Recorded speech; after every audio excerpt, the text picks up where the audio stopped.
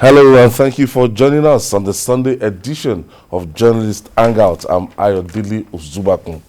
Today on the program, Southern Middle Belt leaders insist on power rotation in 2023. Governor Akeredolu vows that killer herdsmen behind Ondo killings will be tracked down and punished as bandits ambush and kill 40 vigilante men in Taraba State. And later on the show, Nigeria Army set for final push against Boko Haram with the acquisition of numerous armored tanks and other armored vehicles. I'll be hanging out with Babajide Kolade Otitoju and Adewale Adeoye. So if you're ready, let the hangout start now.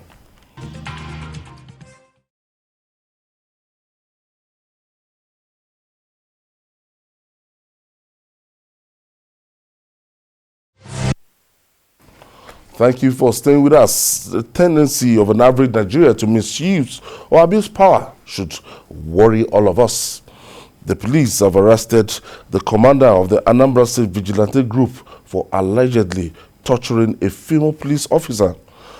The police spokesman in the state, Ikenga Tochukwu, who confirmed the arrest, said the commissioner of police, Echeng, ordered the arrest of the suspect following harassment and torturing of a female police officer at the Awudu Nobi security office in a trending video. Babajide, what's this about? You know, it's bad enough to torture any Nigerian. Is most reprehensible to film yourself torturing a fellow Nigerian. But what we have in this case is a police officer being tortured by vigilante men. A police officer, a policewoman being harassed and tortured by vigilante men. What a function. Laughing at her, you know, it's very irritating kind of thing. The producer has wisely decided not to show it because it prolongs the humiliation of the woman. You know, and that's not what our viewers want to see. You have no reason in the world to do that.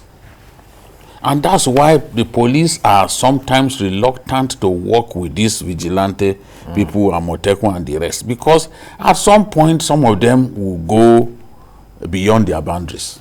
You can't torture a police person, a policeman or a policewoman. You can't. You shouldn't even torture any Nigerian at all.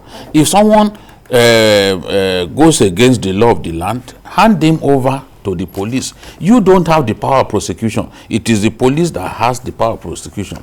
You can apprehend and then hand over to police authorities for them to take action. That's the way it should be.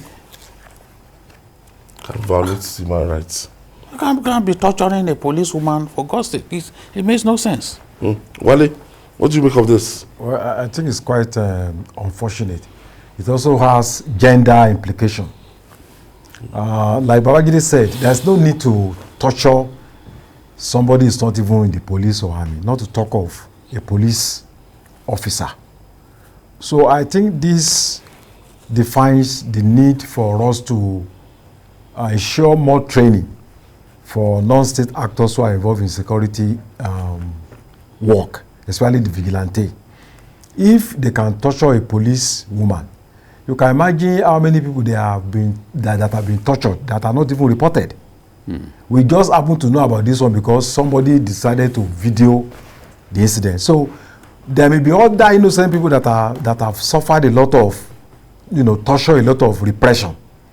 So the state government needs to reform, and this has to be done through extensive training.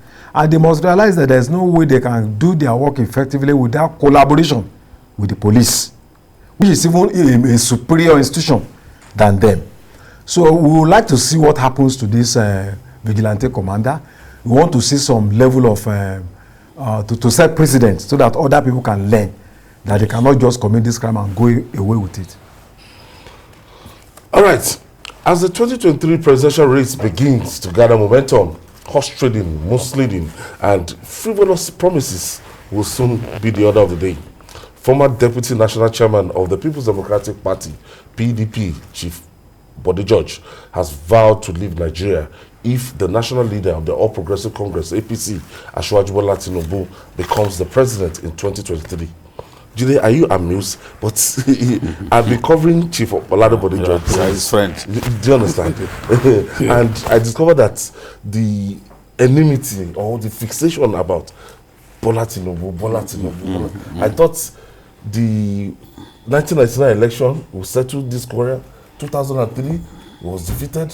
2007 was defeated. 11 was defeated. He has never gone against Bola Tinubu in any contests. And won. Till now. In So I thought by now. I think, was it the last election? Very close contest in his polling station. Yes, he lost his polling station. But he still lost. He lost. I remember you were telling me about that, how, the thing looked very close. Very close. And the tension in the hearts of people was that Bode George could eventually win his polling unit, not at the least. election. His polling but unit. in the end, he still lost. So there's this fixation. I don't understand. No, I really don't understand why he has waited this long.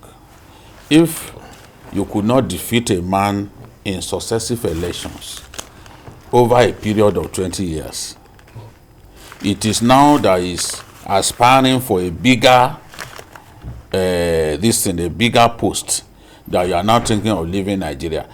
How much has he oppressed you as the godfather of Lagos politics? He's put men in various places in Lagos to run Lagos.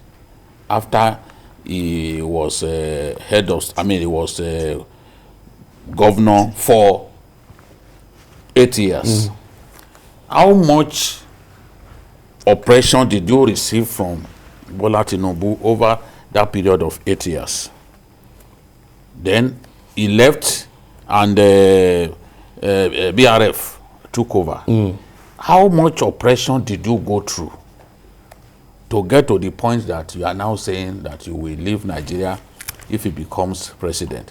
You see, there's limit to bad blood. There should be limit to bad blood.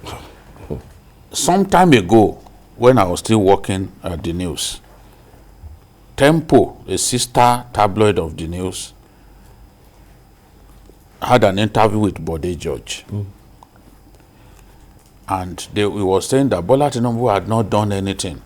He was an absentee governor. They now reminded him that, look at Kudirat Abiola way that he had just done. No pothole. I'm heading somewhere. He now said, Kudirat Abiola way, that will soon be washed away by rain. So the person who did that interview at that time, is spokesman of EFCC. Okay. Yobosa Yobosa now said, you mean a road constructed by Julius Baja will be washed away in 6 months? That's what you are telling us. He said, just wait. You said, that road and Igondo Road. I remember that time they delivered Igondo Road, I think for 1.1 billion at that time, and this one either 700 million or 900 million. I can't really remember. What the contractor promised the Lagos government was that if they are going to see any pothole, it will be after 20 years. Till today, there is no pothole on Lagos, on Kudirat Abiola way. Go there on a day when it's raining and it's heavy. You will not see pothole. Drive through the place, show me where there is pothole. That was the promise. There are some roads like that in Abuja too. That IBB delivered. Until today, there is no single pothole. So the doomsday prediction of Olabode George refused to come to pass in respect of that road. So I wonder what he's still fighting over. And suppose that while sometimes I will allude to the fact that the man is not a Lagosian, he's from this, he's from that.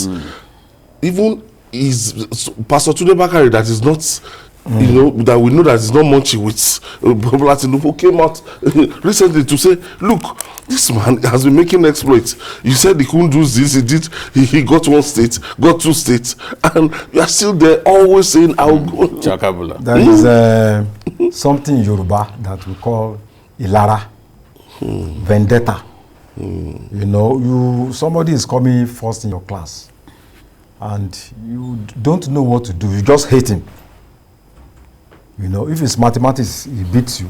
Chemistry beats you. You just hate the person. If you look at Shibode John, he was governor, military administrator, some 34 years ago, in the 80s. You know, in Ondo State, and then later he was chairman of MPA.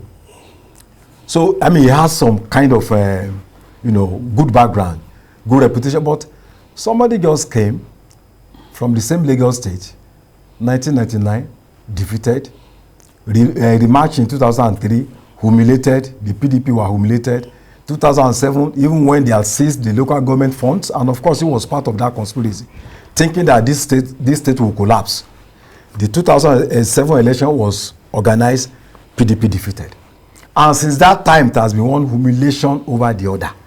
So I think it has come to a point that the man just feel, to me, is just not happy about what is happening to, his party and himself. That despite his age, his reputation and all that, someone has brought him down, to the barest level. So if you look at the criticisms, there has never been a time that he criticized Fashola or Ambode. It's just about Tinubu. So it's not about, it's about the person. It's personal just, interest. Just hate somebody for. And it's more painful when the person you are attacking refuses to talk. That's the problem. You feel, the long time the criticism is getting to almost, I'm sorry to say, childish, because every time an interview is about one person. So I think it's better for us to concentrate on issues instead of just dwelling on personalities. And of course, most of the time you repeat the same thing over and over and over again. If he wins, you want to leave the country. Does it mean you are afraid that you'll be probed or what? So I don't understand, but I think it's an empty threat. If anything happens and he becomes the president, the man is not going to leave the country. Nigeria will Maybe we'll go for a rest for 2 weeks and come back. He should just confess to us that he wants to go and take a rest somewhere. Nigeria is too big for anyone to think that if he chooses not to live here, the country will not go on. Nigeria is too big for that. Any Nigerian who thinks that if he leaves the country, that is making a statement, he's wasting his time. This is the best country in the world. This is the country that, when even those who leave this country, they feel that extraordinary pull to come back home. Want to come back. They complain about this country. Yes, they say all nasty things about our country. Yet, but when it comes to December, they want to come here. The things that they cannot afford where they are, the things that they dare not do where they are, they know that in Nigeria they can do it. Yes. That's why they all love to come here. Despite the fact that they are based over there, they make so much money over there, but they like to come home, feel the air of our country. Can't retrace their roots again. Yes, if some there are some that are so dead broke that they can't even afford the airfares to come back home. You know? There are some like that.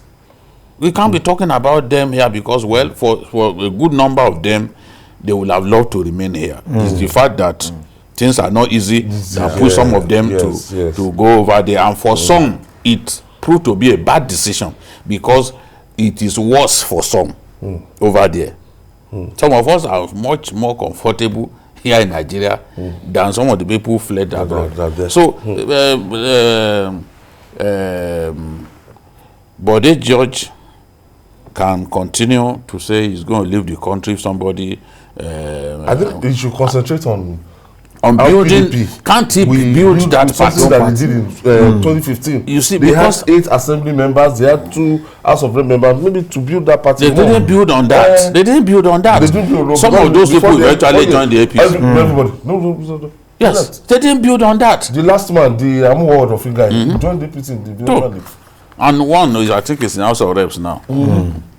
So I think he should concentrate at his level, he should be contributing tremendously to building that party, turning it to a party that the APC can't simply be trashing around, turning it into a party that can truly contest for the soul of Lagos. Since 1999. But you will fight with Obanikoro, tomorrow you will fight with another group. You people can't come together. That's the thing. You can say all kinds of things about Bola Tinubu, but his rivals, what are the efforts that they have made? Yeah.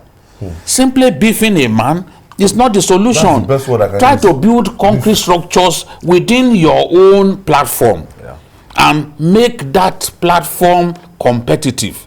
The PDP has consistently refused to be competitive in the politics of Lagos. In Lagos. Even when they They were appear flying strong, high in Abuja. they will come and still defect. A party that its own leaders are defecting into the rival party. How can that party challenge for The likes of honors? Simon Asadi was a minister of defense. Yes, yes, he became Minister of Defense. Came back, joined APC. Yes. Obanikoro. One of Minister the of biggest Defense. portfolios that anybody can get. He still back ended and up in joined the APC, and you want to win Lagos. Abusing a man is not going to solution. deliver Lagos to you. You have to work hard. Moving on now. The 2020 Armed Forces Remembrance Day celebration has been concluded, but we have its trail some controversy. Many Nigerians, especially retired and serving military men, are outraged that President Muhammadu Buhari stepped on the coat of arms during the celebration, which never happened before. Can you tell me about this? What is the significance of this coat of arms? And President Muhammadu Buhari should know. He's a general. I don't know what the protocol people are doing. A man coming straight from his house, probably tired, just moving to the venue, and you already designed a coat, you designed a carpet and embossed the coat of arms in its middle. There was no need for this carpet that they did. Even if you wanted to design a carpet, it shouldn't be the coat of arms that will be in the center. The coat of arms is the repository of the respect, the dignity, and the strength of any state. It is more powerful than the flag. It is more powerful than the flag. You can't have a situation in which the president or anybody for that matter will stand on the coat of arms. And this thing happened with the diplomatic corps in attendance and watching. It's a national embarrassment. Protocol people should be held responsible. Yes. They should be held responsible. Somebody needs to be punished for this kind of gross oversight. I've never seen where this kind of thing happened. What is this? If you wanted to design a separate carpet for the president to stand on, must you put the coat of arms there? What we stand for as a country is what that coat of arms represents. Nobody can use. In fact, they use flag something to wrap what's it called, corpses when they are in the what's the casket. Nobody uses the coat of arms to do that. That's where, to tell you where the coat of arms stands in the scheme of things. I know that the president, as a patriot, could not, in his heart, plan to do something that humiliates his country. But some protocol people clearly did not know their job, did not know the implication of this. So he stood on it. Even on the podium, they still put another one there. Absolutely meaningless thing. Put another one there. He stood on it before he went ahead to lay the wreath. I mean, so the white people and other countries in attendance, diplomats in attendance, will simply be looking at Nigeria and be wondering what's wrong with these people. It's a gross oversight that should not be allowed to happen again. This is breach of protocol. There is no justification for this.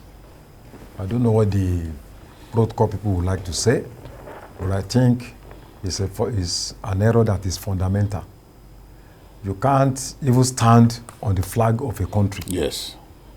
I know you are talking about your feet, standing, it could be interpreted to mean that you are trampling, on the country. And that, like Bagide said, it all represents the dignity, the soul of Nigeria. So for the president to now stand on it, it gives an extremely bad impression. And I'm sure he didn't do it deliberately. No. Probably he didn't even look at, It may not even look. The last thing that the president coming into that venue, the last thing is looking at is what is standing on the floor. But shouldn't some top protocol people, shouldn't they have visited the venue ahead of the president? Yes, they do it. Yes, how come this eluded? How come this eluded everybody? Except there's something about this that somebody would have to explain to us. And because I know they do dress rehearsals. Even it was repeated here. That's what I'm saying. That the podium, they still put it there. They could design a carpet for the president to stand on, differentiate him from the Oshiba Jos and other people, but not put the coat of arms. The coat of arms is not meant to be stood upon. It's not meant to be stood upon at all. Okay, I will await an explanation for this. Yeah, a popular pidgin parlance in Nigeria goes thus: life now turn by turn. Do your own, I do my own. As the country is getting set for another presidential election in 2023, many citizens are clamoring that it is the turn of the South to produce the next leader after President Muhammadu Buhari. The Southern and Middle Belt Leaders Forum has warned that any political party that does not zone its 2023 presidential ticket to the South should not expect support from the region. In a communique issued at the end of its meeting in Abuja, the forum said its position is based on the need to endanger a fair sharing of the power in the country. Isn't that fair enough? But this has always been very topical, especially between the leading parties, the People's Democratic Party and the All Progressive Congress.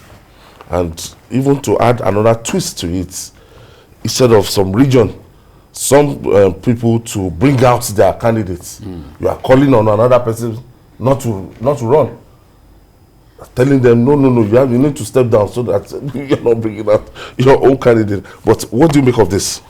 Well, I've always been an apostle of rotatory presidency, and one of the reasons I quarrel with some of our political leaders was because in 2006 we had the opportunity to take a second look at our constitution and bring in the issue of rotatory presidency.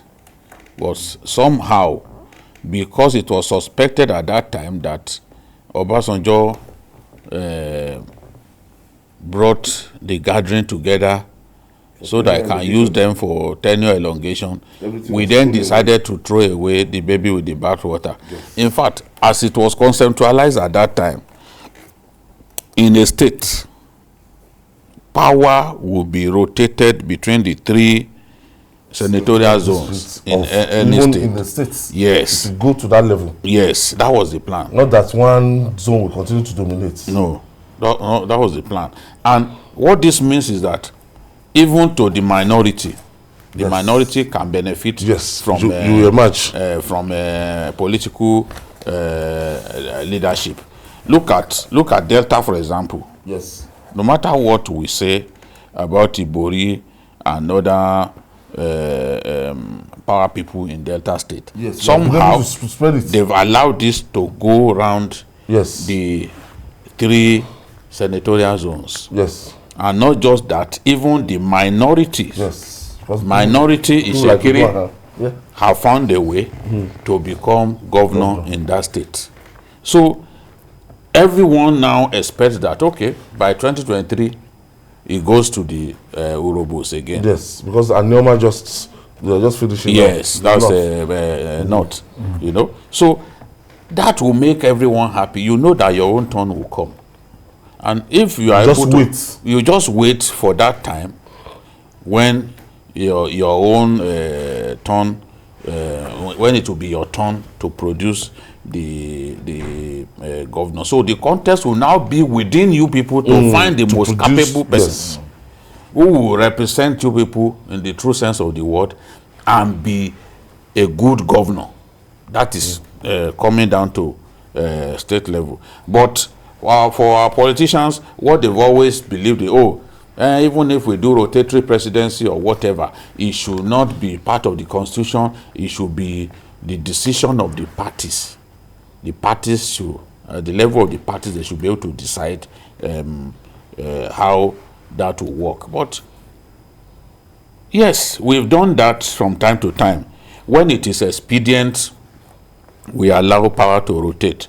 Obasanjo came in as president in 1999 because the mood at that time, having seen the annulment of June 12th election, the mood in the country did not favor keeping power in the north. Yes. So they just felt, okay, the leaders came together, IBB, the man from Guso, and all of them, they came together and said, okay, let's give it to Obasanjo. Yes, that's where it's from. You know, the intelligence man.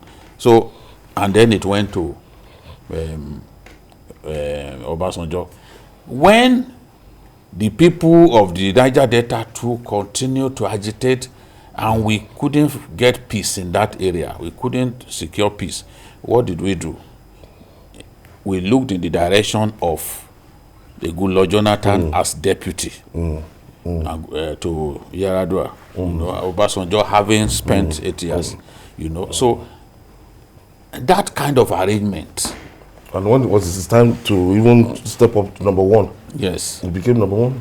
So that kind of arrangement is a good one. No matter how we look at it, I know that people are desperate for power, people who want to contest. It is now people who always get for merit. That's when they talk about merit. You know, the other day, because Kwankwaso wants to contest again, he started talking about the need for PDP to not zone this thing to the south, because he wants to have another shake of the dice. But generally, it will give a sense of belonging to everyone. This is what I feel. You know, I may not like the language being employed by those leaders, because I still believe that in politics you have to reach out, you know, across the Niger. Yes. So reach out and sell yourself, sell your candidate. You must not use belligerent language that suggests that, look, it is you either give me or you won't have peace. No, that doesn't work in politics. You still have to reach out, play the politics, play it competently, and you will have your way. But I agree that power should be rotated, not just in 2023. We should even make it a way of life here. You know, not just in 2023. The people that suggested it, ab initio, they looked at the balance of the country, looking at the diversity, looking at so many things to have come up with that kind of idea. And I think it's a stabilizing factor, so to say. I think this would not have been a major issue if not because of the fact that, just like I've said, Nigeria is a multi-ethnic, multi-religious society with a lot of diversity, over 300 ethnic groups. That's number one. Then the other one is that between 1966 and 1997, we had 31 years. Out of that, the South, people from the South ruled for only 3.5 years.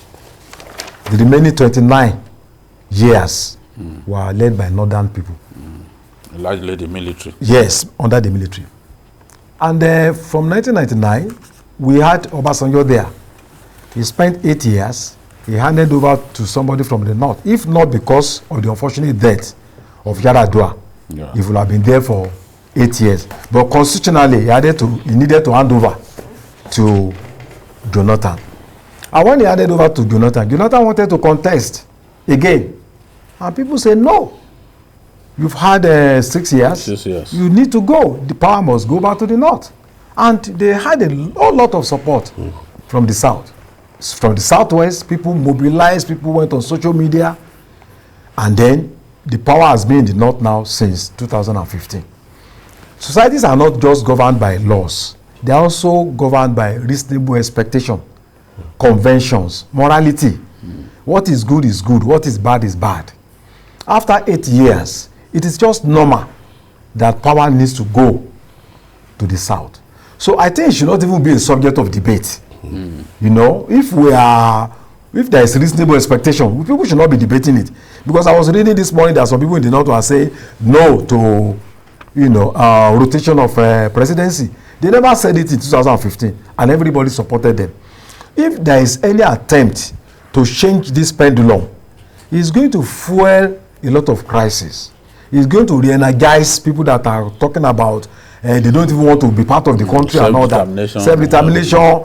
So in order to avoid trouble, people are saying that it's about competence. We have competent people all over the country. Look at what is going on in Borno State. Look at what the governor is doing. Even in the midst of conflict and everything. Crisis. The way you have very good people in Borno State, you have very excellent people in Imo State, you have excellent people in Maria, you have in Southwest, everywhere in Kogi, they are there. So if every zone is asked to produce the best, every local government can give you a good leader. So I think we should not overstress this issue. And I don't think any attempt should be made to change. So I think the decision of the groups is a reflection of what their people really want. Julie, now, there's this, is it a north-south thing?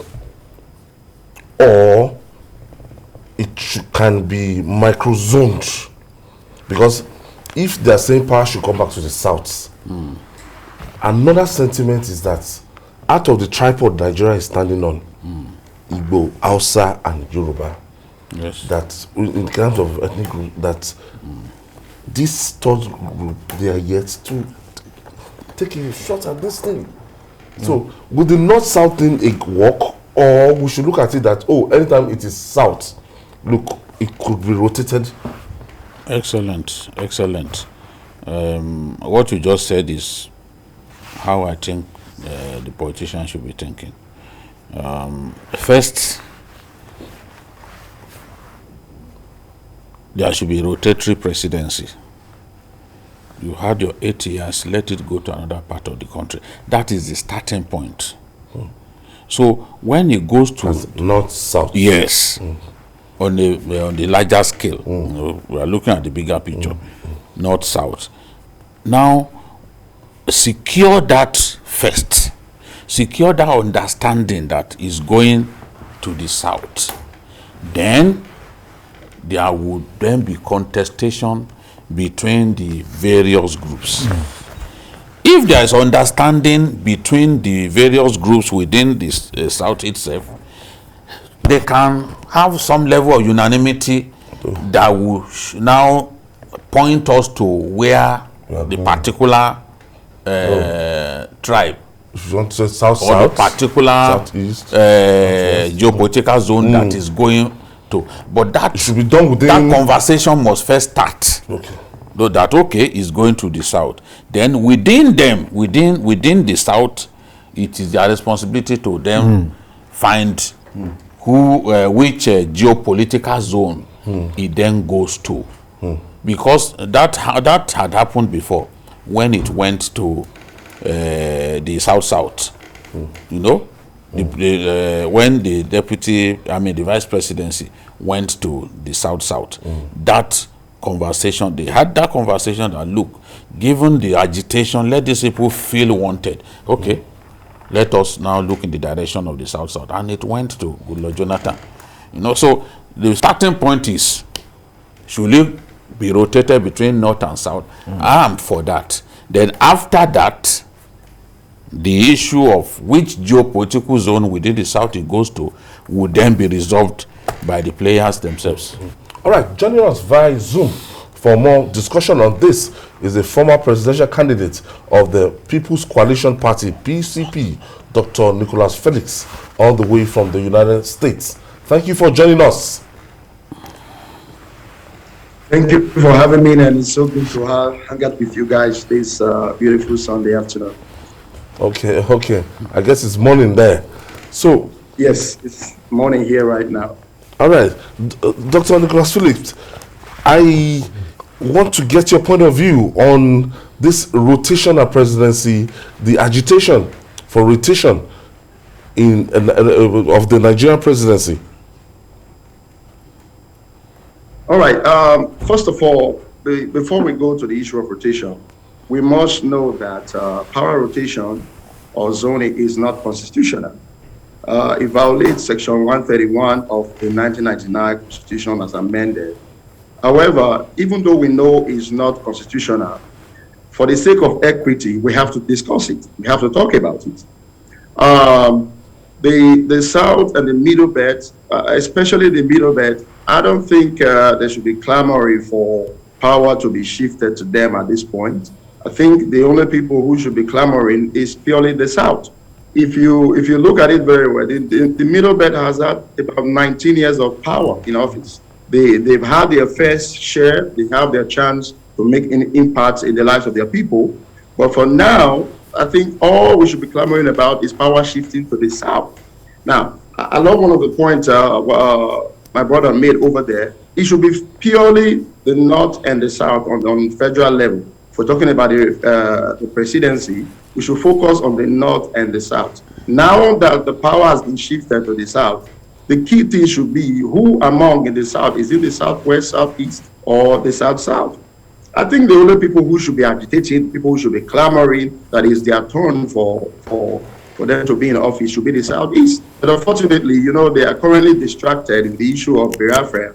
And power will not just be handed over to you. Let's make that very clear. Nobody is going to hand over power to you because you think you are entitled to it. It has to be fought for. You have to work for it based on merit. But since they are being distracted, I think it's the time of the South to be able to get into power come 2023. And that's where we come in. While we're in this same issue, let's not forget about the fact that even though we're talking about power being shifted to the South, we should also focus on the fact that it's time for the youth to take over, not just for to be respectful to them. I'll call them our fathers who are of great age. They should be able to leave office and let the youth continue. I was just thinking about today. Muhammadu Buhari was head of state in 1983. I was 2 years old when he was head of state. Now I'm 4 years old. He's still president. He was leader over my father, was president over me. Now he's still president over my children. As if these guys are the only people on board. Tinubu also has come out and wants to become president. Where are the youth? When these guys took over office, they were very young. They were in their 20s and in their 30s. But now if people like us come out to run for office, even in our 40s, they call us youth, we are too young. But while they were in office, while they began politics, they were in their young age. So while we're talking about power being rotated to the South, to the North, we should be focusing, it should be giving to the youth, because this is our turn. Dr. Felix, you stay in the United States. Has this ever been an issue in the USA? Of course, it's not an issue here. But you must understand the way the system of Nigeria is not the same as the system here. Anybody can run for office in America. It doesn't matter where you come from. In Nigeria, that's the same. It's democracy. It's constitutional. Doesn't mean because power has been shifted to the South, somebody from the North cannot come and declare for office. No, we can't stop that. Anybody can declare. As far as you are in Nigerian court, you can declare to run for office. But let's not sweep this issue under the carpet for the sake of equity. To be fair, let's let it be rotational. It's not constitutional, so we can't stop anybody from running for office. Now you talk about the fact that it should be the time of the young people. Are you not disappointed that these young people find it difficult to achieve any form of unanimity? They're always quarreling amongst themselves. They can't come up with a common front. Yeah, I mean, when you talk about democracy, there will always be disagreement. That's what puts the check and balance. If all young candidates come together and we just agree all the time, the question is, where is check and balance? So we always disagree to agree. But here's the question. what chance has been given to us? What opportunity has been given to us? In my opinion, in the 7 years thus far of President Muhammadu Buhari administration, the only thing he has done that I think favored us a little bit was 2018 when he signed the Not Too Young to Run deal. I was very excited. Then I was just 38. I was excited that this bill has been signed, and I was hoping that it will back the bill that is signed. Empower the youth. For example, how much is the presidential ticket, the nomination ticket for APC and PDP? The youth should be given at least 10% or 20% of whatever it is to write a form. So have a fair chance. The problem we've had is these big guys, these political gladiators who have been in office all these years, they have the influence, they have the money to be able to shift us aside.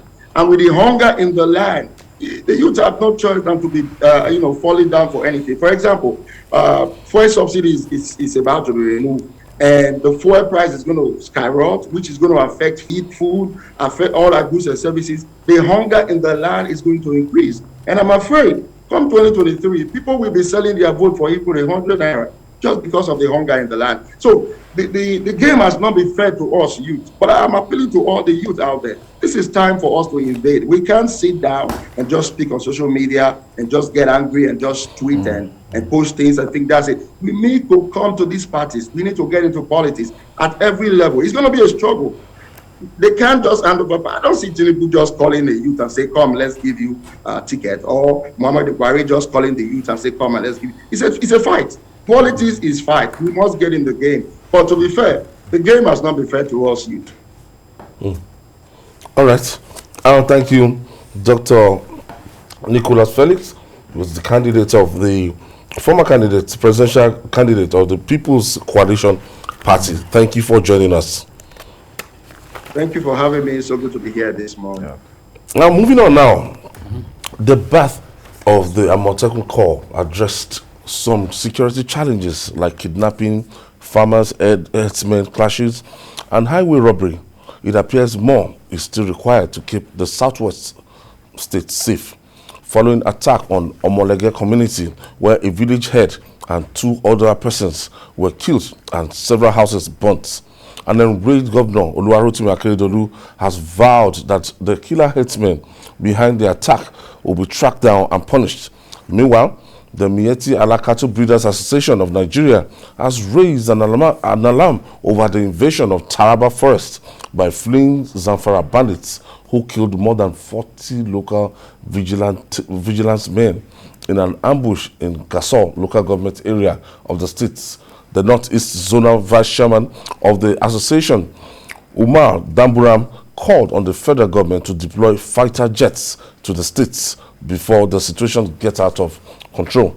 Let's share the story with you, filed in by TVC News Owolabi Adenusi.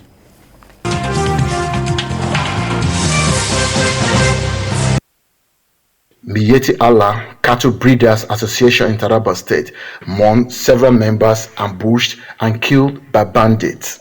It has resulted in the Miyetti Allah in the state forming a local vigilante group who will go into the forest to flush out the terrorists from their various camps. Their latest try was proved costly as vigilantes were ambushed by their targets. Leaders of Miyetti Allah, in an interview with TVC News, gave a vivid picture of what happened. Our vigilante here, Vigilante of Taraba State Disciplinary Committee and that of Pulaku Association, went for a patrol in Gasol local government.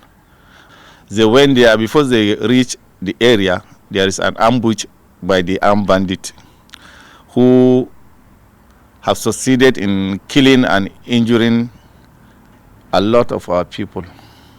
Nobody will tell you the actual number. He explained that the killers were fleeing bandits from Zamfara who entered into the state through Plateau State.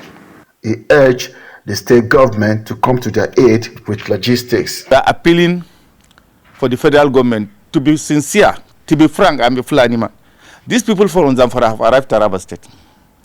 They are the one that fought with the Fulanis in Wase area, Kanang area of Plateau State. Now they have a cross over the river down to Taraba State. As far as they declare every man that is carrying arm as a bandit, So the bandits are here in Taraba State. Something has to be done urgently. The chairman of Vigilante in the state sympathized with the Fulani group, but appealed to them to join the Strength Vigilante group for proper training. Honestly, they were not experienced vigilante. It's lack of experience. They don't have confident come back to fight those terrorists. The state police command confirmed the incident, but insisted that Bandit has since been chased out of the state through the combined effort of security agencies. Presently, as I'm telling you, they are being pushed up to the boundary between Nigeria, Taraba and the Adamawa, that is through Tongo axis. Miyetti Allah and other groups have taken it upon themselves to flush out the bad elements among them since the emir of Muri Emirate raised the alarm. The relocation of Zamfara bandit to Taraba forest is now increasing the rate of crime in the state, and Fulani groups, they are now taking the fight to the hideout of bandits in various forests in the state.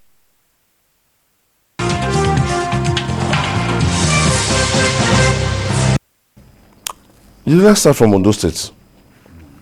This Molege community, and the governor, in the southwest, I think Ondo and Moteku is most active.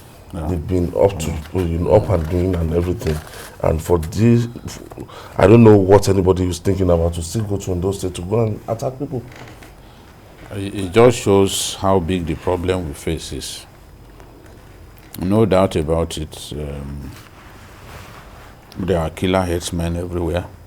As you had the man that we interviewed after Ondo created the anti-grazing law, even they too, cattle breeders, the real cattle breeders, they are themselves victims of these killer herdsmen. The real cattle breeders themselves, yes, they may belong to the same tribe as the people killing them, but they too are victims. Ondo has done its best to keep the situation under control, but it is expected that occasionally this kind of combustions will happen that will involve loss of lives. Disagreement, we've not been able to address holistically the constant disagreement between herdsmen and farmers in our communities, whether in the south or in the north. This conflict between farmers and herdsmen who want to continue to raise cattle the old way, the traditional way, and see nothing wrong in unleashing cattle to feast on people's farmlands. I mean, there's no way to bring bad blood. And when people avenge the destruction of their farms, it leads to even greater violence.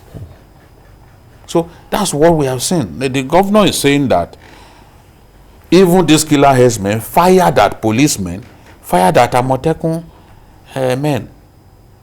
It shows that they are well armed, and it shows that if they are to be defeated, then concerted efforts must be made. You can't go into people's homes, in people's community, and set their houses ablaze. You set them back, you ruin their lives. This is their stock in trade. And this is why people will view them with suspicion. Remember what happened in Igongon and the rest. We have relative calm now. Some people were saying, how come after Igboho was detained, no more conflicts by killer herdsmen and all that? How about this? Are they blind that they cannot see that this one has happened and is the same killer herdsmen?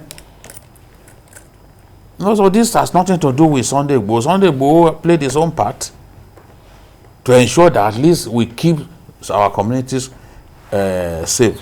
At least he drew attention to the problem. It may not, his action and his conduct and even his utterances may have been irresponsible, but at least he drew attention to the problem. But the problem has not ended. So if you sit on social media and you are saying, oh, Shebi, we were having these attacks before. How come we are no longer having them? What happened in this community is to remind you that you are not current. These attacks are still happening, and they have nothing to do with the absence of Sunday Igboho. These attacks had been happening even before Sunday Igboho was born. You know? So this is the thing. We've got to address this problem. I appreciate the governor of Ondo State, his determination to get to the root of this problem. But there is a lot more that needs to be done. There was a colleague of mine who said Amotekun they should concentrate their efforts in the interland and not in the state capital, where they are now arresting people for traffic offenses and all that. There's a lot of work to do outside the state capital, and this is what we have seen. What happened now has clearly pointed us to the need to address the problem.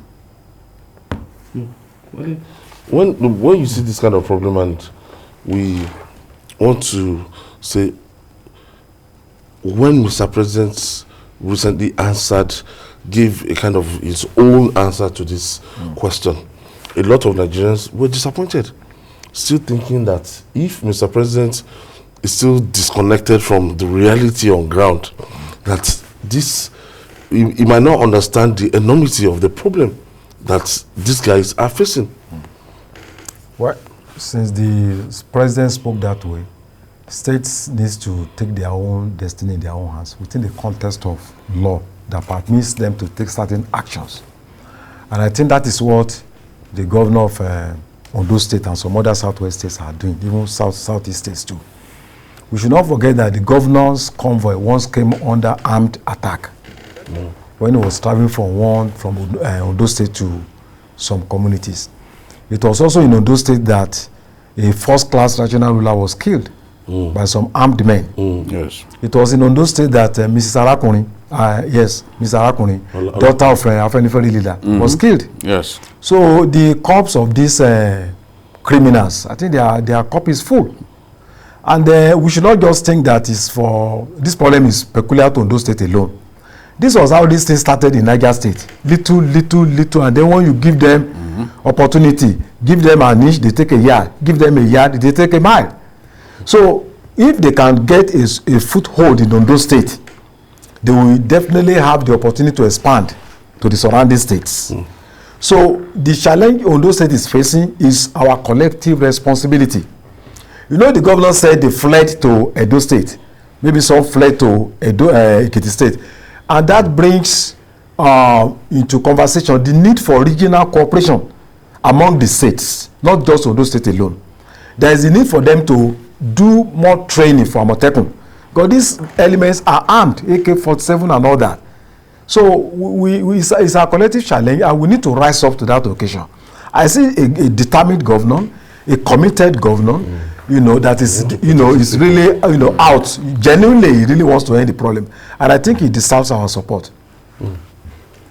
But Julie, we are still, if the person I refer to as our father, the number one man, if he doesn't understand the enmity of this thing, that means we still have a long way to go. Maybe we look forward to another administration to be able to solve this problem.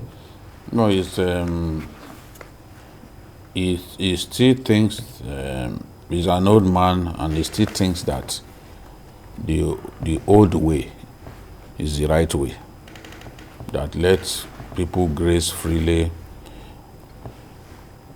Everyone knows that in terms of livestock production, we are nowhere near countries like Holland and the rest. The average cow in Nigeria, when it comes to milk production, is nowhere near what the average cow from Holland, the gallons of milk that the average cow from Holland can produce in a day. And it's not as if they are allowed to roam free like that. No. This was the way it started for everyone, but everyone has seen now that the right way is to have ranching. I expect the president to promote the cause of ranching. We are seeing states now building big ranches, rural settlements and the rest, where everything that the cattle needs is already provided. The veterinary doctor, access to water, even the feed that they consume, you know, everything, even ready-made market located close to the ruga, so that their women don't need to carry calabash and be trekking several kilometers to find buyers for their milk. So we need to go the modern way, and I expect the president to be convinced that the modern way is still the best. Roaming cattle from north to south, they won't be big enough. I can tell you the elite in our country are the problem. The elite now have ranches. So some have ranches in Taraba, some have ranches in Nasarawa and different places. They know. They have some of them will see nothing wrong in somebody traveling on foot with his cattle from Taraba to Lagos State. I mean, it's an antiquated way of cattle breeding, and we should embrace the modern method because it's safer. Even they too, that sometimes they get attacked by cattle rustlers, but if they are localized in an environment and there is security provided by government, there's no way that cattle rustler will enter where a place that is protected by armed federal security agencies and say he wants to come and steal people's cattle. At least I went to Kano and I saw how the Ruga settlement there, I saw how it was thriving. And the Fulanis there told me that, look, we have no plan to go anywhere else. This is where we want to stay. You know? Well, so what do you've done so many things on this. What do you think is the constant cause of this skirmish? Well, I think we appear to see somewhere there are herdsmen and there are people who are criminals hiding under cattle rearing. Because we have seen people bring their cattle for centuries without coming down to the south with arms. But this idea of coming down, attacking people on their arms, killing them, setting houses ablaze, I think it's no longer about cattle rearing. These are pure acts of terror being unleashed on people. And they need to be treated, you know, with proportional measure. So if you are talking about, you know, crisis between cattlemen and farmers, Babajide has said it, that all over the world, we have seen how people resolve this problem. And we are part of the global community. Restrict them to certain areas so that they can graze their cattle. But if you now say that there are people without borders, that they can go to any territory, every area is ungoverned region. There is no ungoverned region anywhere all over the world. There are people who own the land, who depend on the forest for their livelihood, for their health. The plants is the source of their health. They have sacred groves. There are some rivers you are not even allowed to go there to go and fetch water. Some fishes, you can't even go and touch fishes in those sacred groups. Then you just come with your cattle and then roam the whole place, you know, they pollute the whole area. I think it's an assault on the spirituality of the people, apart from the fact that you are taking away their means of livelihood.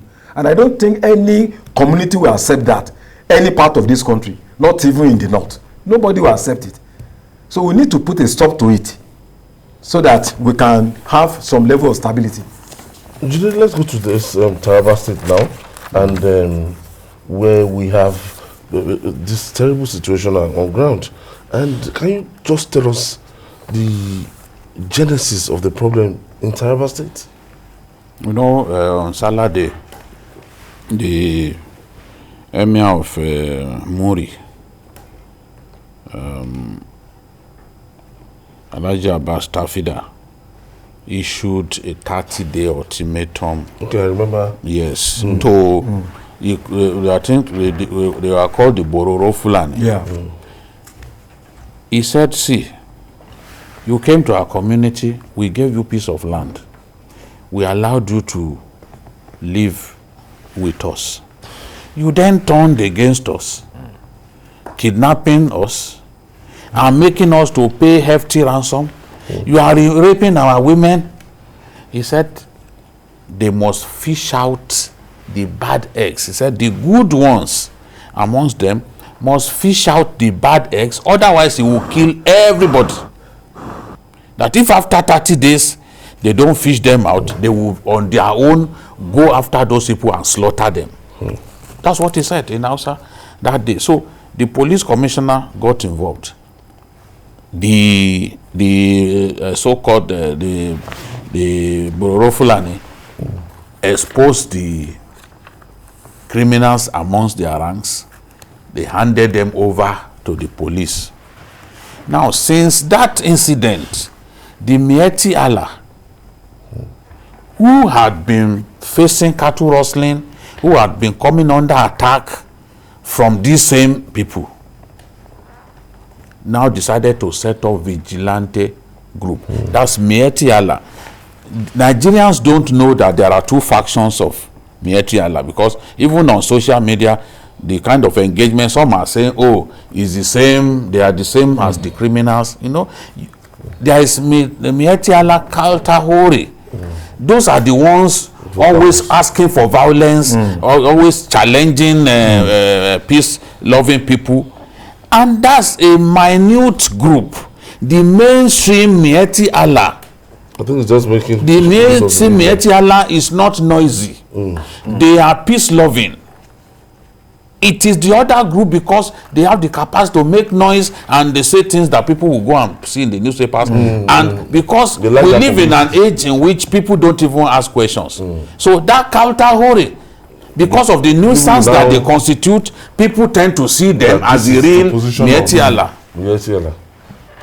But they are not the real Mieti Allah. Remember the meeting that Akeredolu called in Ondo State.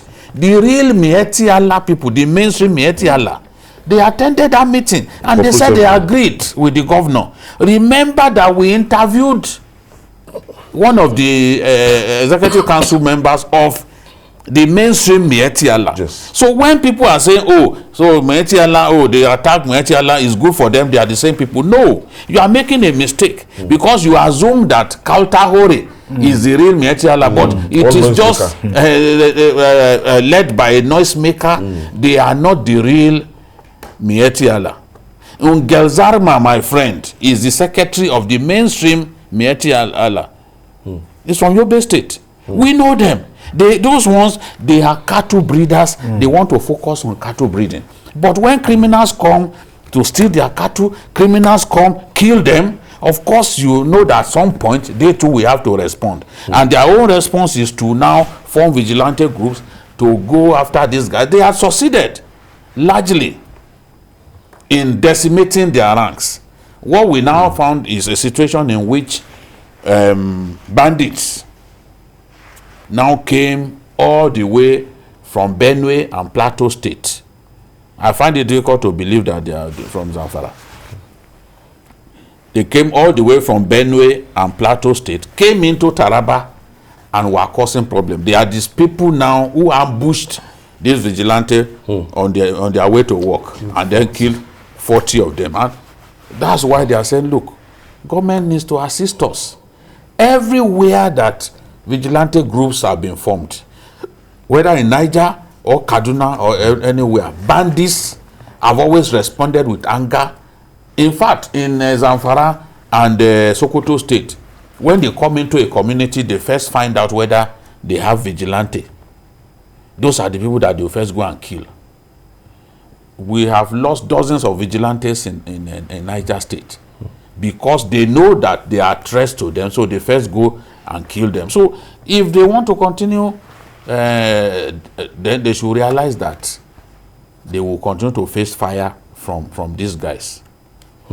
Well, Now, could these bandits have really come all the way from Zamfara without being detected? How come just the way they move and they carry out crimes for hours and they go back to their bases? And it's a whole lot of journey that runs into hundreds of kilometers. And even when they, after each attack, they retreat, go back and settle somewhere in large numbers. We have seen the visit of Sheikh Gumi, where he met them. They were in hundreds. So, and there are all sorts of cheap modern gadgets that you can use to detect carbon emission where there is human life through drones. Even universities have them. So it's a source of surprise that we want to claim that we don't understand the modus operandi of these violent organizations. I don't think we are committed to eliminating them. If we are really committed to eliminating them, it's not a task that cannot be fulfilled. They are not too. Sometimes you see them. They invade communities on bikes, and we say we cannot locate them and neutralize them. And each time we talk about killing about 20, 50, you hear they come up again. Nothing, So look at the case of Ondo State. When they enter that community, they killed some people. The security people came there to carry their dead bodies. 30 minutes after, they came back to that town. So I think we are deceiving ourselves. If we are really serious, I want to deal with these people. It's not a problem that we cannot tackle through using modern equipment. We have joining us now is Alhaji Umar Damburam, is the Miyetti Allah Cattle Breeders Association in the Northeast, is the vice chairman of Miyetti Allah Cattle Breeders Association. Thank you for joining us, Alhaji. Thank you, sir. Yes, can you please tell us the position of things now? Everything is sound calm, but up to now there are some corpses that are not being taken away from that very forest where the houses of these criminals are in Gasso local government. But everything is now calm. What I want you people to know, these people have come to Taraba State without the notice of anybody. They are there like cattle rearers in the bush. But they organize themselves. They used to kidnap people in part of Gasol, Bali, and Gashaka local government. They have a network. We have come to understand that they have been communicating. In every day in Gasol local government, there must be 3, 4, 5 cases of kidnapping. Really, before they are coming, there is case of kidnapping, but we call that a local kidnapping because they will not demand the ransom that these people are demanding. These people have come demanding 20 million, 25 million, and people are paying part of Gasol local government. They even went to a mosque in Tella, Gasol local government, and do away with everybody that is praying morning prayer in the mosque last 2-3 weeks. You see, they have come with new tactics and new innovation to our people here. If we did not come out and fight them, at last our own children will turn to be that very serious kidnappers like they are. It's a new innovation that they brought to Taraba State. Really, we have been having this crisis of farmer herders crisis, everybody knows. But you used to at least curtail it from the root. But now these people have come with sophisticated weapons. Sophisticated weapons, they are still there, or they did not go. They are still there, but they did not attack any bullet up to now. No. And nothing has been done. There's not anything has been done. Up to now, they are in the bush. The neighboring communities to that forest, they have all run away. So people are running down to Gasol, where those that are in, even the Gasol, the headquarters of the chiefdom are in fear. So the police have not, they've not made any effort to engage these armed men? So these armed men, they are well armed. They have their sophisticated weapons. They used to share. The police commissioner have done his best. We have never had like the present commissioner of police, Shokoya. When he came, he organized this, our committee. He gave us attached policemen. They are with our vigilante in some areas closer to the forest. But they can't face this bandit. They are well armed. Now, let's talk about the ultimatum that the Emir of Muri issued on Saturday. What progress has been made since the A lot Emir? of progress. We have never seen a magic like the pronouncement of the Emir that the Fulani should bring back X amount them out.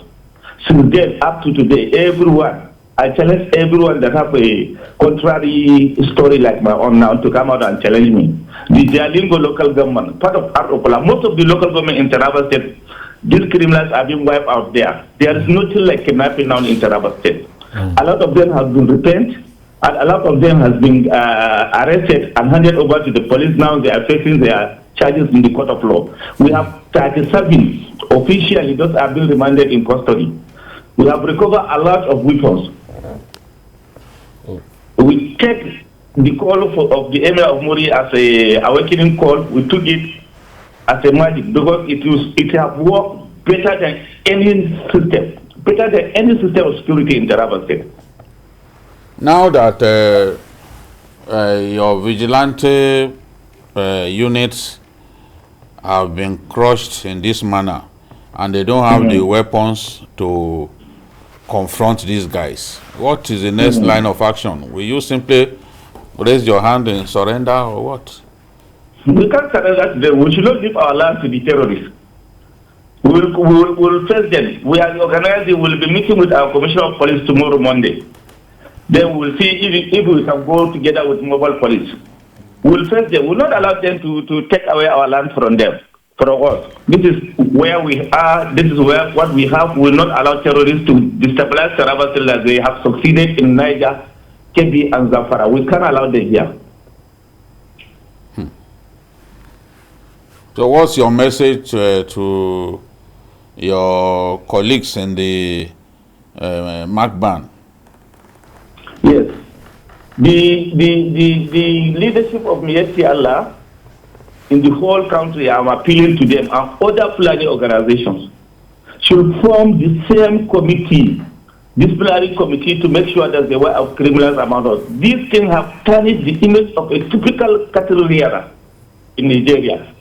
We have to wipe out criminals among us. Whether we like it or not, we have some criminal elements among us like this in every tribe in this country. Yes. We have to come together and make sure that we live in peace with our neighbors, and we have done away with these criminals. Thank you, sir. Thank you, sir. Yeah. Oh, do you have a question? Oh, yeah, definitely you are. Okay, hold on. You appear to be doing a very good job to stabilize the country. We really thank you. Did you have an idea where these elements could be sourcing their arms? Because that seems to be the source of their strength. It's a proliferation of firearms in Nigeria. If one tell you that he has the idea or he don't have the idea, all this is a story. We all know how proliferation of firearms from Libya and part of Niger have come to Nigeria. Everybody is aware. Okay, I want to thank you, Alhaji Umar Damburam. Thank you so much. He's the Vice Chairman of Miyetti Allah Cattle Breeders Association. Thank you in the Northeast. I want to thank you for joining us. Thank you for your time. Saving the best to the last now. No, the battle readiness of the Nigerian military has never been in doubt. But the question of over-adequate equipment to prosecute the war against insurgency has been constant. But the story may be different now. The Nigerian Army is set for the final push against Boko Haram fighters with the acquisition of numerous armored tanks, Humvees, and other armored vehicles. The Army offered Babajide Kolade Otitoju exclusive and extensive access to some weapons being used for the war against terror. In the process, Babajide became the first civilian to enjoy the ride in 2 of the war machines. Let's share the story with you.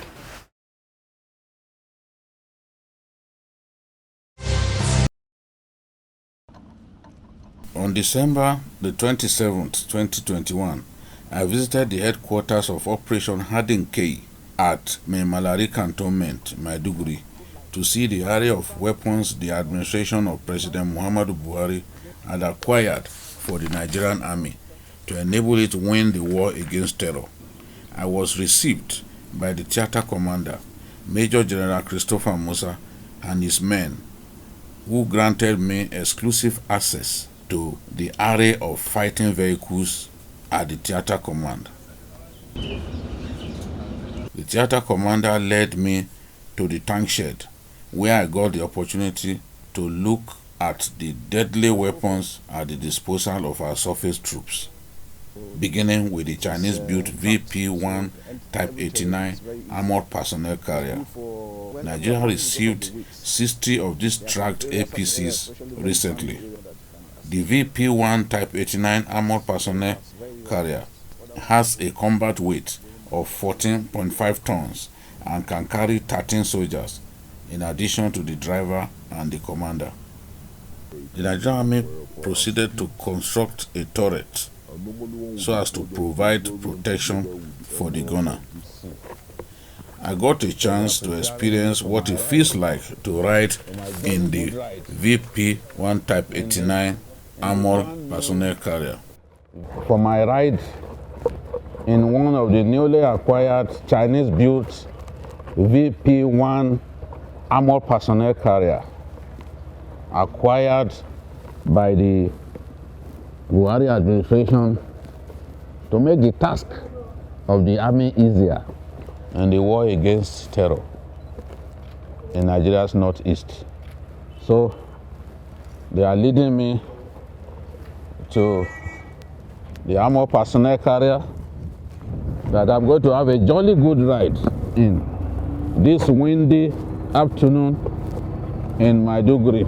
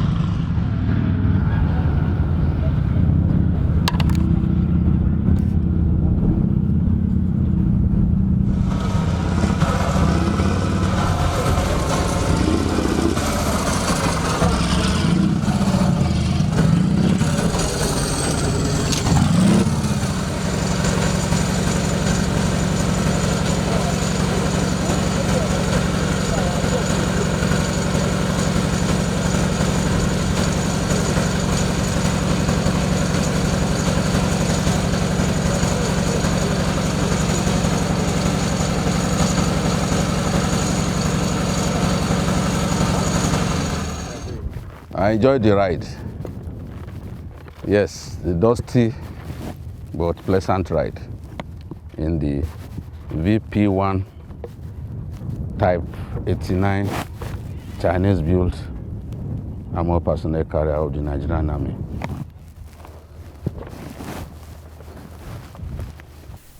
The theater commander affirmed that with the equipment he has now, the army will secure victory over the enemy. He added that he has no favorite armored vehicle. For me, first and foremost, I would rather have a good fighting force. I get good troops first, because it is the individual that is the most dangerous equipment, not the main equipment themselves. They aid, but the man, because the heart of the man is what does the fight. So I have that. These equipments we have can give us what we need. We don't need those other Abraham tanks and whatever. With this and with the troops we're having now, we're good to go. He also spoke on the difficulty the army faces in conducting clearance operations in communities where Boko Haram elements maintain some presence. Yeah, you know, sometimes it's not easy. If you want to conduct clearance operation, you might need to relocate the locals within the area, and people living their locations, sometimes you find it very difficult to do that. But we take time to try and make them realize that it is for their own good. whatever it is we're doing. And so that adds to some of the difficulties. You know, for everyone to leave his area to move to another location is one thing that creates a certain level of problems. But the good thing we have now is that we have better understanding. Mediums like this affords them to really understand what we are doing. And we can see a lot of support from the community, which in those days, in the past, had been very difficult. But now they have seen our level of sincerity. They have seen that we are professional, we treat everybody humanely, and we see a lot of difference. He is excited about the synergy between the current service chiefs. He is also excited about the impact new equipment are making on the operations being conducted by the army.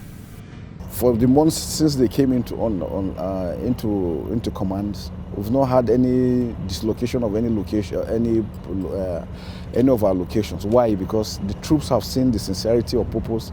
They have seen the cooperation between the service chiefs. Routine luncheons that the service chiefs come. Normally the army will go to army and then the Air Force goes to Air Force. But this time around, the Air Force and the army came to the army and we finished and went to the Air Force. So you can see now whatever it is that we're doing, we now understand, and that's why it is Operation Herdsmen. Operation Herdsmen means we need everybody. There is no one service, there is no one parastatal that can do this alone. We need everybody, including the locals, that everybody has a part to play for us to succeed, and that's why we're having the success. So it's really very good. We fight together, we move in together, we discuss for whatever it is we want to do so that everybody is in the know what part is supposed to play. And I think that's making the difference now. Troops have seen that things have changed. Now this equipment they've been looking for are readily available and they can see them. It's not hearsay that we're buying and you have been waiting for years, waiting for them to come. They're already here. A few of them that have come already, we have distributed them to locations and we can see the impact. Them being at those locations has really put the fear of God in this, and that's why I see more people. Like I said, we have over 23,000 that have surrendered. People have seen, they realize now that they cannot win this war. The best thing is to make peace, come out from the bushes and from the jungles and then come and live a normal life. And that's why you see that we're succeeding. One of my favorite weapons in the inventory of the Nigerian Army is popularly called 40 barrels. It is one of the most prized assets of the artillery corps of the Nigerian Army. It has a maximum range of 20.4 kilometers, has 40 tubes with the engagement area of its 40 rockets spanning 3 hectares. Each of its rockets weighs 63.35 kilograms and the full salvo time is just 20 seconds.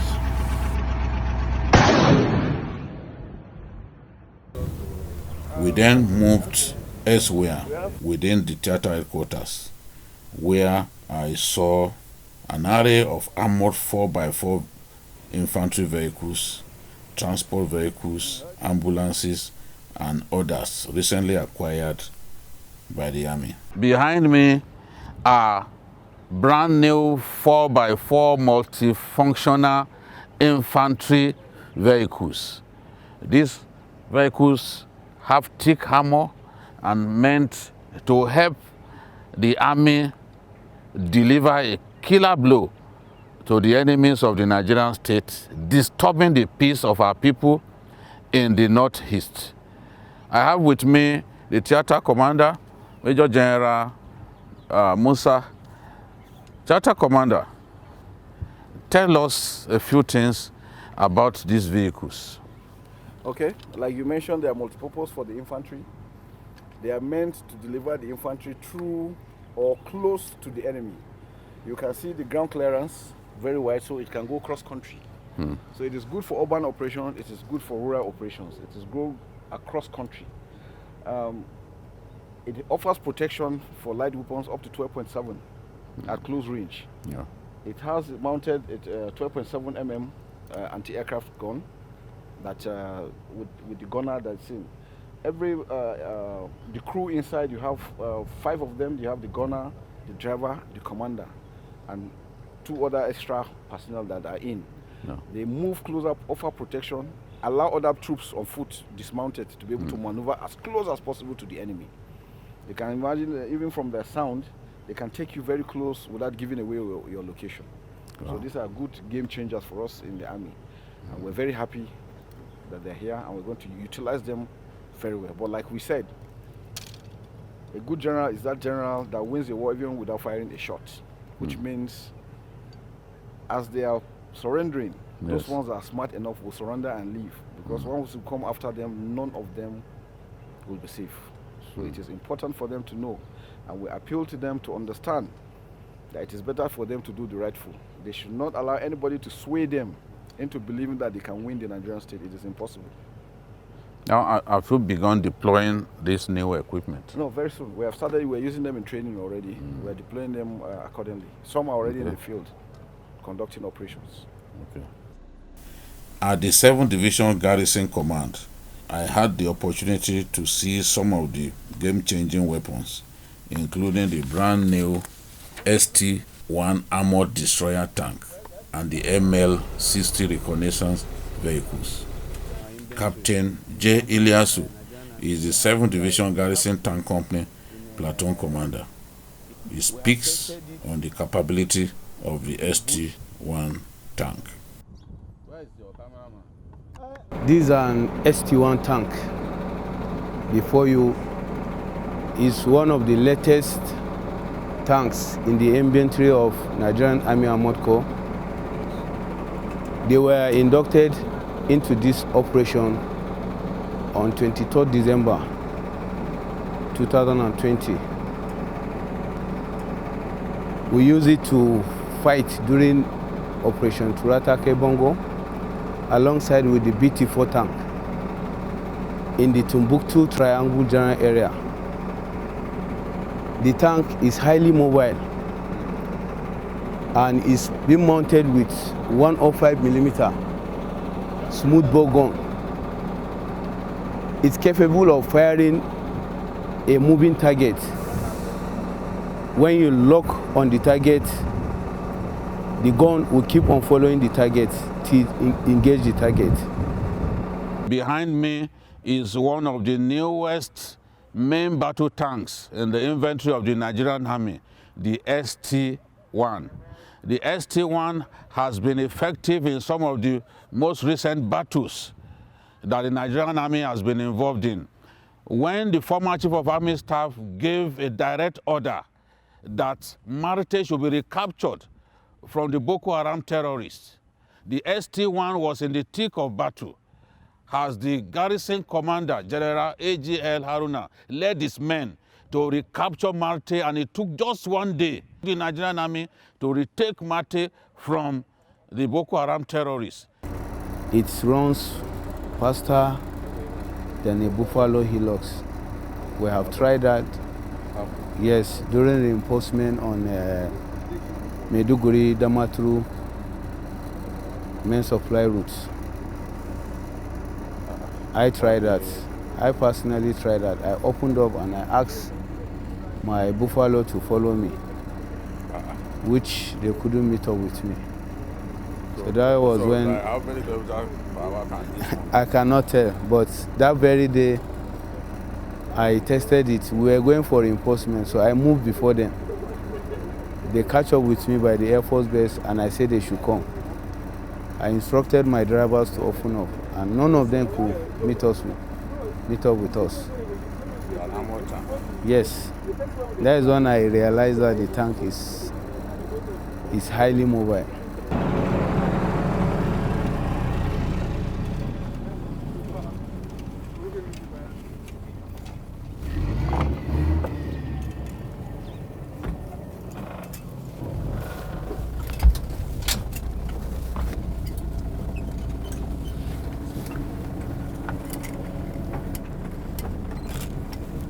Can come inside.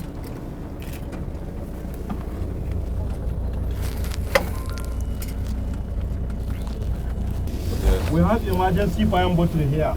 So whatever them come for emergency, even in the night before anything, then you run that 4-bomb here.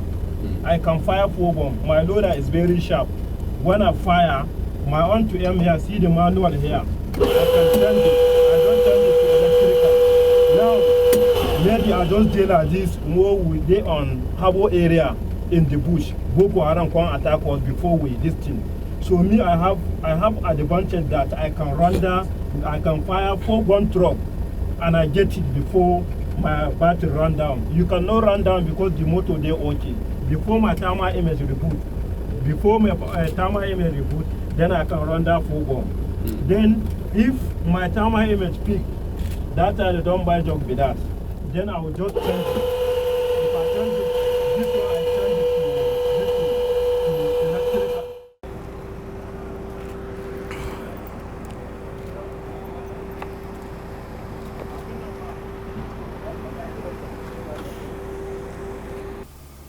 Given the array of fighting equipment at the disposal of the army, total victory over Boko Haram insurgents is only a matter of time.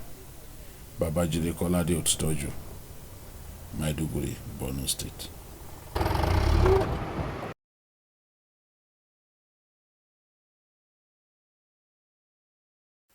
The reason why you shouldn't miss Journalist Hangout on Sunday, I told you last Thursday, and I can tell you that next Sunday, another one is coming. I won't let the cat out of the bag. But Jude spent the better part of his Utah season going with these people in the northeast.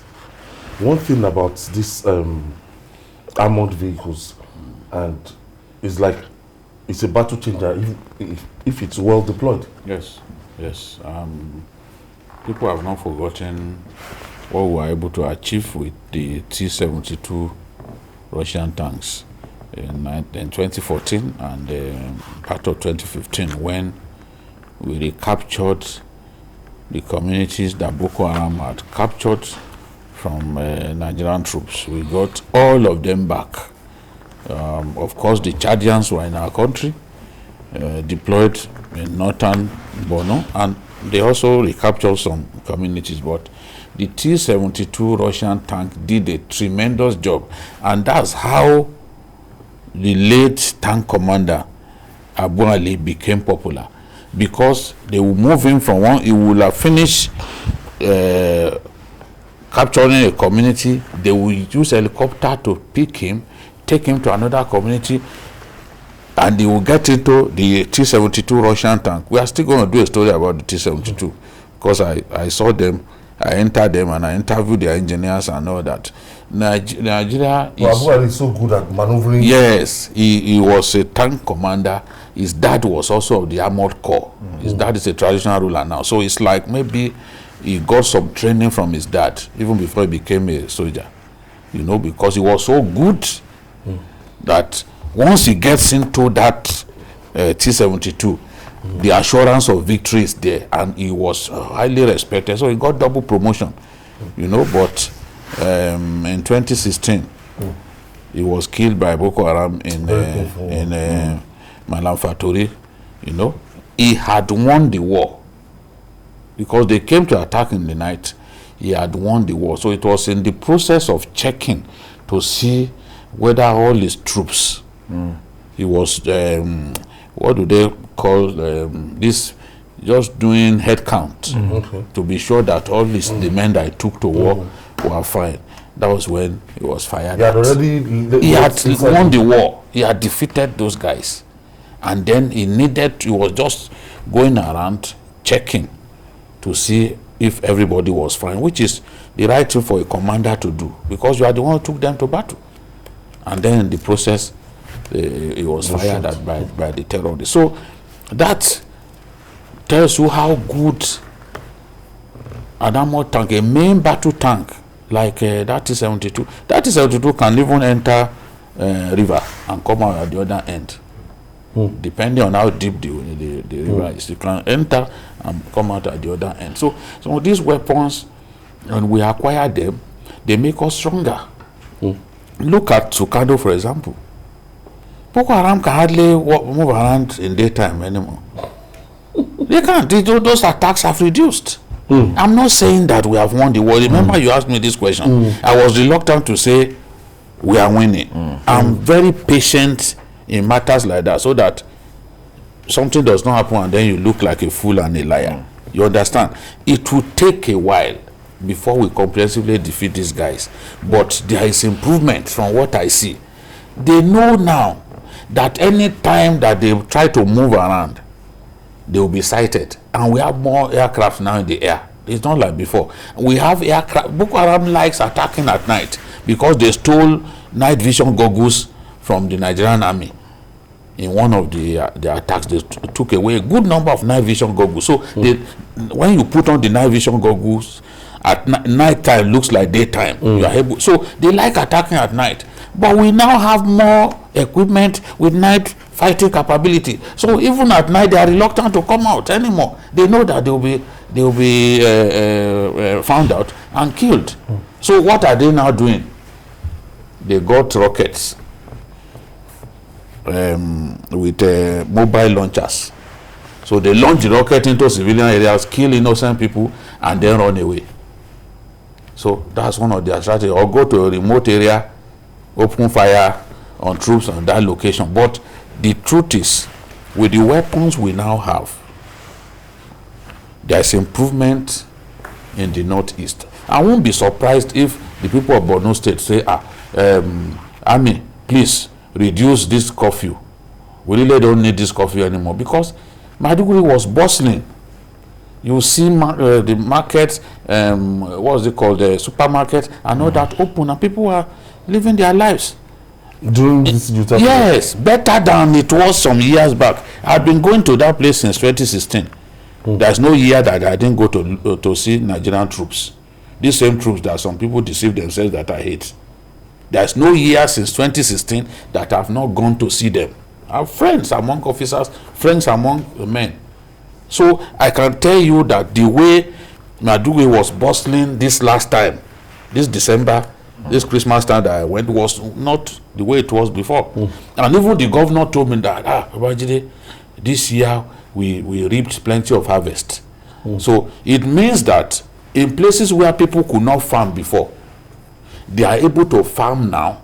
For the governor, who is also a critic of the military, for him to say we were able to reap more harvest this year, that means there is progress being made. We have to admit it and give kudos to the people who are laying down their lives so that the rest of us can be free of danger. It's been a while that we've been talking about equipment. So what you showed last week plus what we are seeing now, you now see that, look, in no time they'll be able to stem the tide of this menace terrorists called Boko Haram. Well, first of all, I think one should commend the excellent investigative journalism that was carried out by Babajide. These are the things we need to do, because it's not just about handouts from the military, press statements. We need to engage them. And I also commend the military for opening up.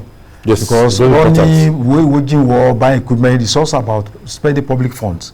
And the public should know, they should have access to those weapons to know how their funds are being used by the military. If you look at those gadgets, you know they were bought in billions. You just sympathize with the huge allocation that goes into defense every year. But if you don't have access to them, it's very easy for you to criticize them. So I think this kind of expenditure will broaden public understanding and appreciation of what the military is doing.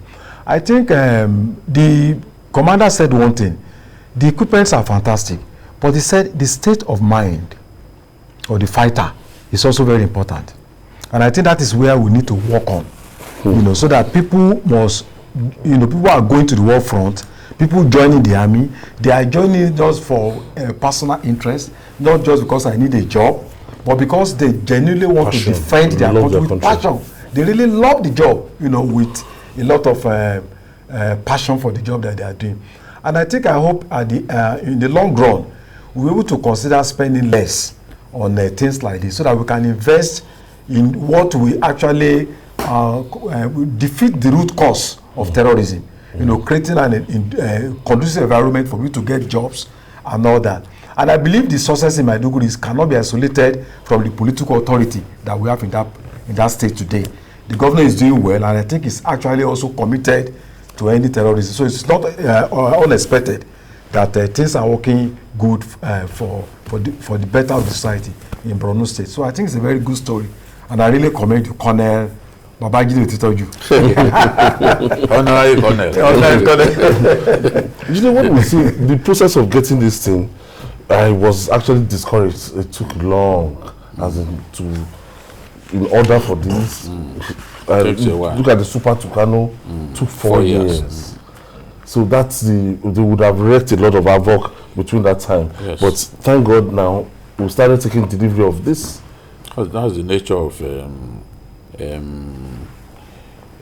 procurement of military weapons. Sometimes it takes up to 7 years.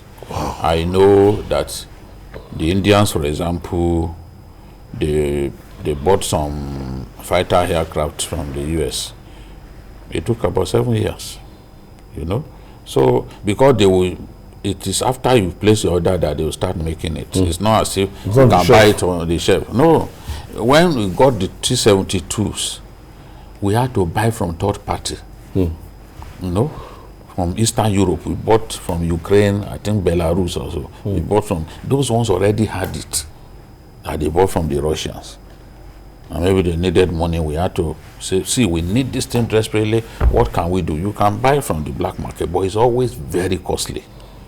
That's why people advise against, because the person wants to sell for you in the black market, he knows you are desperate.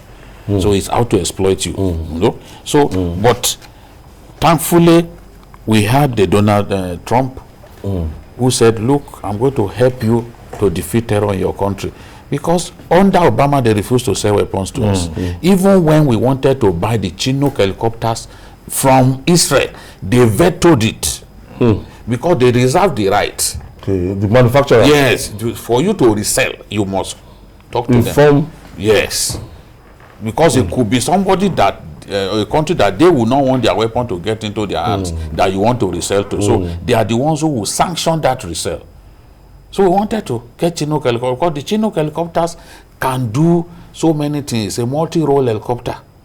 You can use for troop insertion, you can use that as ambulance, you know, and you can use that as a ground attack helicopter. So they refused to sell to us because the Americans vetoed it. Of course, Jonathan and Netanyahu were good friends. But he couldn't do much to help us because the Americans said, no way. They cited the Leahy law. But Donald Trump, yes, you may call him a madman. He brushed aside the Leahy law and then decided to sell for, and I'm grateful to him for that. No matter what, I'm grateful to him. If not for him, we won't have the Tucanos. You will hear our pilots talk about Tucano. You will know that we've never had any aircraft like that until now. Yes, the Tucano is just special. If the Tucano does not have many, does not launch many rockets, because it is not expected to miss. Precision. Unlike other aircraft, so many, even the holster, you have there's space for so many rockets. In his own case, if it is launching that rocket, one gun truck is gone. There's no two ways about it. The precision is just too much. So this is the thing. We have these weapons. We are happy because we know that it's just a matter of time. And then the commitment. You had the theater commander saying, the heart of the man is very important. You can have gadgets if you don't have the heart. Utilize it. Once you hear the gun, maybe Boko Haram fired an anti-aircraft gun, and you take to your heels. How do you then win with the game-changing weapon? So, but at least the generals are doing their best, and I'm really grateful to them for the opportunity, the opportunity that they offered me. The theater commander, Major General CJ Musa, brilliant officer. I'm sure, even if he was not a soldier, he would excel in other fields because of his erudition and all that. Brilliant man, speaks excellent English.